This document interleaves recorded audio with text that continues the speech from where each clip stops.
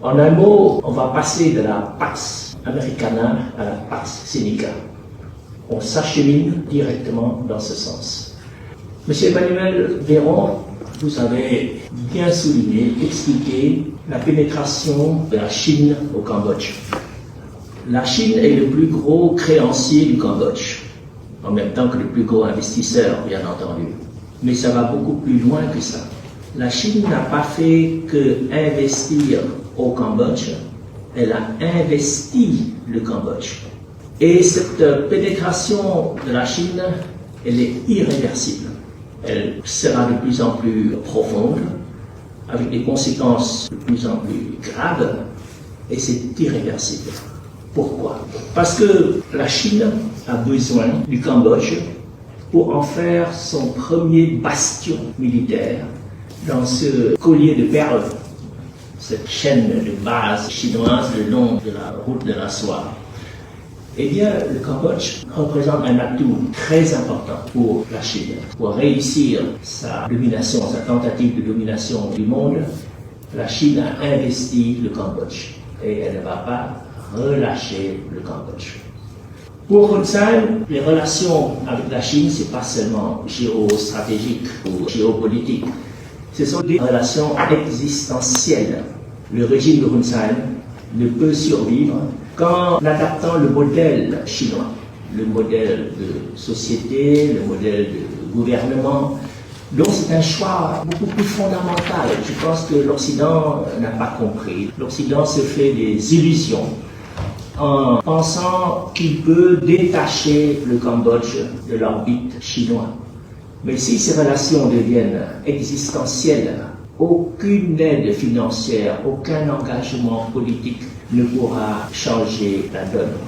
Donc, pour le Cambodge, les relations avec la Chine, c'est vital pour la survie du régime Hun Sen. Pour la Chine, le Cambodge a besoin d'une continuité, parce que l'option de Hun Sen de s'allier avec la Chine est très contestable. Elle sera contestée. Donc la Chine a besoin d'une stabilité politique, a besoin d'un Hun Sen fort qui ne survit qu'avec l'aide de la Chine. L'aide de la Chine est vitale. Donc la Chine continue de dispenser une aide vitale au Cambodge et ça va beaucoup plus loin que ce qu'on le pense parce qu'il y a des relations très étroites entre le crime organisé, la mafia chinoise, et la mafia n'est pas indépendante du système chinois. La mafia, le crime organisé, est un pilier d'un régime comme celui de Hun Sen. C'est un peu comme la Corée du Nord.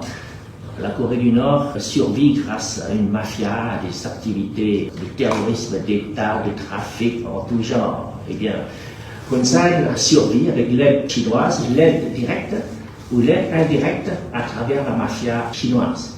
Et ça rapporte beaucoup, parce que la mafia chinoise et même la mafia internationale, Hun Sen ouvre ses portes, donne des facilités à la mafia, parce que pour blanchir l'argent, la mafia qui récolte ses revenus de multiples sources, on en a énuméré un certain nombre, mais le chantage, l'extorsion de fonds, ça rapporte beaucoup d'argent.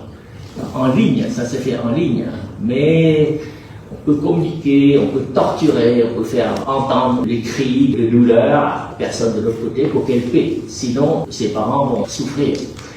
Dans ces cités contrôlées par la Chine, au Cambodge, nous avons des gens qui sont passés pour voir, il y a ces tachés de sang. Les immeubles sont tachés de sang, c'est des salles de torture. Donc la mafia récolte beaucoup d'argent, elle a besoin de blanchir. Pour blanchir l'argent, elle a besoin d'un État légitime qui peut blanchir facilement. Et Hun Sen a donc besoin de la Chine et la Chine a besoin qu'un système comme Hun Sen dure. Parce qu'un nouveau régime, et surtout un régime à caractère plus démocratique, va remettre en cause l'option chinoise, l'option de s'allier à la Chine, qui est très dangereuse et qui amènera de très lourdes conséquences. Donc maintenant, qu'est-ce que l'Occident peut faire? L'Occident doit se rendre compte que l'option de Hun Sen, le régime de Hun Sen lui-même, représente un danger dans cette concurrence des systèmes politiques qui va déterminer le contrôle du monde. C'est très important. Si on compare le Cambodge à une tentacule de la pieuvre chinoise, il est plus facile de couper une tentacule que de s'attaquer à la pieuvre elle-même. Couper une tentacule, vous pouvez le faire, mais à condition que vous vous rendiez compte des enjeux, des prises de conscience. C'est une bataille globale, c'est une bataille de civilisation même, je dirais, de la survie de nos valeurs. C'est comme ça qu'il faut voir. Et Hun Sen se fait l'instrument de la Chine qui est aux antipodes de nos valeurs et qui sape les bases de notre civilisation. Et ça me fait peur quand on voit les progrès de l'intelligence artificielle. J'ai bien peur que l'intelligence artificielle va servir les autocraties, des moyens de contrôle et de répression de plus en plus sophistiqués. On peut lire dans votre esprit. Donc, pour un régime de type chinois, c'est idéal de contrôler la population comme ça. Et Hun Sen est très admiratif que la Chine met en place ce système de contrôle et de répression de la population de plus en plus sophistiqué. Donc, Hun Sen dépend entièrement de la Chine à long terme pour la survie de son régime. Et la Chine a besoin de la survie du régime de Hun Sen après Hun Sen. Les enfants de Hun Sen, et Hun Sen a dit, les petits-enfants de Hun Sen vont maintenir cette option pro-chinoise qui est un vrai danger, pas seulement pour l'Asie du Sud-Est, mais pour l'ensemble du monde. Donc il est temps que l'Occident s'en rende compte. Et sur le plan pratique, il ne faut pas donner la légitimité à Hun Sen. Hun Sen a tout, sauf le soutien populaire et la légitimité populaire. Donc si l'Occident ferme les yeux, que Hun Sen manipule les élections, qu'il sorte les résultats qu'il veut, c'est vous donner la légitimité à Hun Sen. Et un régime légitime va servir la mafia, va blanchir l'argent, va coopérer, aider la Chine, renforcer la Chine dans sa politique d'expansion mondiale. Voilà. Merci. Merci.